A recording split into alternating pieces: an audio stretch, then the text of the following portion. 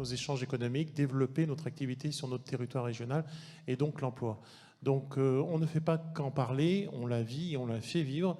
Et d'ailleurs aujourd'hui cet événement le démontre puisque nous sommes en plein dans la quinzaine de l'export. Et avec la Team France Export que la région a décidé de mettre en place avec Business France, la BPI, nous sommes à fond engagés dans ces échanges avec la francophonie, dans le renforcement de ces échanges dans le cadre de la mondialisation. Nous parlons la même langue, nous avons à peu près les mêmes valeurs puisque nous avons le même langage.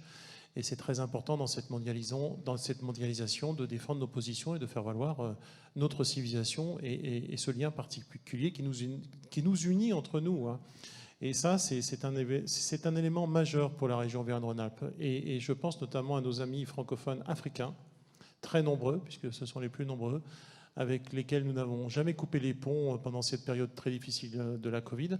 Et une pensée d'ailleurs particulière aux autorités publiques du Togo, qui aujourd'hui ne sont pas en présentiel, compte tenu de cette maladie qui frappe leur pays. Tu as raison, monsieur le vice-président, parce qu'en fait, on aurait dû être au Togo.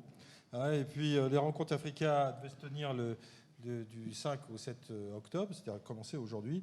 Et malheureusement, effectivement, on n'a pas pu à cause du Covid, puisque des restrictions sur les manifestations. Et donc, on a repoussé ça au 30 novembre. J'espère bien, monsieur le vice-président, que vous serez là avec nous le 30 novembre pour la petite sœur aussi de cette manifestation qu'on fera physiquement sur place. Et je remercie nos amis togolais qu'on entendra dans quelques minutes et qui vont nous parler.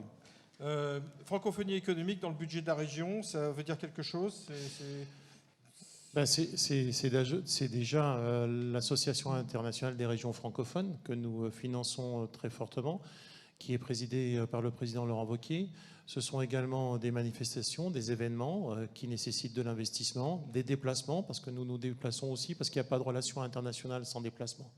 Et il faut le faire dans la régularité. Il ne s'agit pas de se promener, il s'agit d'avoir des objectifs très clairs avec des pays cibles.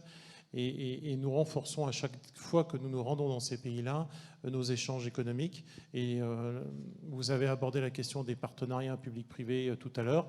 Nous le faisons avec les ONG, avec les entreprises et donc avec le soutien de la région. Parce que nous avons tous, j'allais dire, des motivations qui peuvent être différentes, mais avec le même objectif, renforcer nos liens. La région, dans le cadre de ses missions et sa compétence qui est mise en œuvre dans le cadre de la loi NOTRe, les ONG avec leur philosophie et leur action dans la durée, et les entreprises qui créent de l'emploi. Parce que l'objectif, au final, c'est quand même de créer de l'emploi. Comme je dis toujours, on ne peut pas redistribuer si d'abord on ne crée pas de richesse. Vous avez parlé justement des moyens mis à disposition par la région. La région finance l'agence Auvergne-Rhône-Alpes Entreprises. C'est une grosse agence avec un gros budget. Et qui permet justement de monter les événements et de suivre les entreprises. Parce qu'il s'agit d'être aux côtés des entreprises avec un certain nombre d'actions. Et ces actions-là sont portées par différents dispositifs, notamment par exemple pour aider les PME-PMI à recruter des directeurs ou des cadres à l'export. La région finance aussi des opérations collectives pour que les entreprises avec un ticket modérateur puissent justement se projeter à l'international dans le cadre de la francophonie. Donc cet ensemble de moyens décidés par l'Assemblée plénière de la région et par l'agence Auvergne-Rhône-Alpes Entreprises par le biais du budget qui lui est consacré, permet justement de mettre en œuvre et de faire vivre cette francophonie économique. Donc c'est une vraie réalité. Et ça, vous le savez très bien, parce que ça fait déjà quelques années que vous travaillez le dossier. Mais il faut vraiment que tout le monde comprenne qu'aujourd'hui, la francophonie économique, c'est une réalité avec du chiffre d'affaires, des entreprises par centaines, voire même par milliers. Et j'allais dire un contrat gagnant-gagnant dans le cadre de ce monde francophone. L'objectif, c'est que chacun y gagne. Merci, monsieur le vice-président. Merci de votre soutien aussi dans la durée, puisque effectivement, et on est ravis d'être en Rhône-Alpes, Auvergne-Rhône-Alpes aujourd'hui. À Lyon, je vais donner la parole à Joël. Joël, bonjour. Vous êtes donc la chargée de mission de la région Auvergne-Rhône-Alpes pour ce qui est aussi de l'international, c'est bien ça? Je suis effectivement responsable d'un des métiers de l'agence qui est l'accès aux fonds européens et l'export. Donc oui, en effet. Combien d'entreprises en région Rhône-Alpes qui exportent? Pas encore assez, malheureusement. Donc effectivement, nous sommes un des membres de la Team France Export. C'était le souhait de la région, hein, effectivement, que son agence fasse partie des cofondateurs ici en région, aux côtés de Business France, de BPI, des douanes, des CCI bien entendu, et de plein d'acteurs, y compris des accompagnateurs privés. Donc nous faisons partie effectivement de cette team, et aujourd'hui c'est le lancement des rendez-vous, comme l'a dit Philippe Meunier, de la team France Export, avec de très très nombreux événements thématiques ou sectoriels ou pays. Donc l'agence prend largement effectivement sa part dans ces animations, et aujourd'hui c'est le premier. Eh bien, merci. Alors c'est vrai que le fait qu'on débute cette quinzaine et que ça soit là, finalement un événement sur l'Afrique qui débute ces quinzaines est peut-être aussi symbolique, j'allais dire, de l'action de la France en Afrique, hein, parce que je pense qu'on a au moins une direction très claire, hein, je pense, sur le sujet, qui est effectivement un renforcement des actions. Alors je ne sais pas si c'est le cas de la région Auvergne-Rhône-Alpes, mais il est clair qu'il y a de nombreuses actions aujourd'hui pour soutenir les entreprises françaises qui veulent aller sur le marché africain. Nous avons un vrai basculement qui a été opéré maintenant depuis plusieurs années. Nous avons évidemment la francophonie, j'allais dire, culturelle, hein, qui nous lie déjà depuis un certain nombre d'années, voire de décennies, avec la culture, mais aussi le monde universitaire. Mais c'est vrai que ce volet économique est un nouveau volet dans le cadre de l'action régionale, parce que nous considérons que ce trépied est essentiel justement pour développer cette francophonie dans sa globalité. La première réunion que j'ai eu l'occasion de monter à la région lors de notre arrivée au sein de la majorité de cet exécutif, c'était de réunir justement tous les diplomates francophones au siège de la région pour leur dire que maintenant nous allons être dans un contrat gagnant-gagnant, ne pas lâcher évidemment le volet culturel de la francophonie qui est notre assise fondamentale, les échanges universitaires, parce qu'on apprend le langage avec les universités et l'enseignement, mais aussi en créant de la richesse. Ça, c'est un élément essentiel pour nous.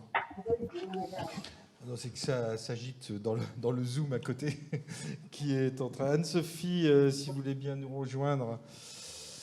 Hop, Anne-Sophie Douza, cheville ouvrière de toute la politique de la région Rhône-Alpes, notamment en Afrique. Bonjour Anne-Sophie. Voilà, et notamment en faveur de la francophonie économique, puisque c'est ma mission au sein de la direction des relations internationales de l'agence. Alors moi, je voulais dire un petit mot pour expliquer le partenariat qui a permis de mettre en œuvre cette conférence ce soir, puisque c'est un partenariat effectivement très large. Cet événement, il a été porté par la région Auvergne-Rhône-Alpes, mais en lien vraiment avec l'agence Auvergne-Rhône-Alpes Entreprises, qui a même pris le lead sur cette préparation. Donc je tiens à les remercier pour ça. Et aussi en lien avec l'Association internationale des régions francophones. Qu'on écoutera dans quelques instants. Qui interviendra juste après mon intervention. C'est aussi un événement que l'on a conçu avec l'agence de l'eau, Rhône-Méditerranée-Corse, puisque l'on porte avec eux, depuis maintenant quelques années, une action forte dans le secteur de l'eau et de l'assainissement. C'est aussi un événement qu'on a mené avec les réseaux multi-acteurs de la coopération, RESACOP, le PSO, la Cité de la Solidarité Internationale d'Annemasse. On aura le temps de vous expliquer un peu le rôle que peuvent jouer chacun de ces acteurs pour dynamiser les projets. Et c'est enfin un événement qu'on a porté avec la team et avec les pôles et clusters de notre région, et notamment le pôle Ténerdis qui est présent ce soir. Cet événement, il a vraiment vocation à devenir un rendez-vous régulier de cette quinzaine à l'export, et avec une originalité forte, puisqu'il rassemble ONG et entreprises et pouvoirs locaux, dans l'idée de porter ensemble des projets plus structurants et de nouvelles dynamiques sur cette zone Afrique. Merci. Et juste, oui, je me permets de vous couper la parole, c'est un partenariat nouveau aussi avec l'ASEXPORT, et qui vraiment permet de donner une dimension aussi nouvelle à cet événement, en le rediffusant largement vers la communauté des rencontres Africa. Donc merci beaucoup Marc. Merci Anne-Sophie. Céline Gibert, bonjour. Est-ce que vous avez un micro? Voilà. Céline, vous êtes, vous, de l'AIRF, chargée de projet de l'Association internationale des régions francophones. À mon goût, pas assez connue, si je peux me permettre, parce qu'en fait, vous êtes un organisme un peu unique. Si vous pouvez décrire un peu l'AIRF. Oui, alors l'AIRF, l'Association internationale des régions francophones, réunit près de 180 collectivités territoriales francophones, donc de par le monde, en tout 24 pays francophones représentés au sein de ce réseau, qui travaille notamment sous l'impulsion du président Laurent Wauquiez à la francophonie économique, donc sur ce volet francophonie économique, Nous avions notamment co-organisé avec les rencontres Africa la rencontre énergie du 8 avril 2021, donc, que vous présentiez tout à l'heure, qui a été un franc succès et qui réunissait ONG, collectivités territoriales et entreprises. Les clusters, les pôles et clusters nous avaient notamment accompagnés avec le soutien financier de l'Agence française du développement et également de la région Auvergne-Rhône-Alpes pour organiser cette importante rencontre qui a réuni en tout 615 personnes connectées puisqu'elle était digitale. Oui.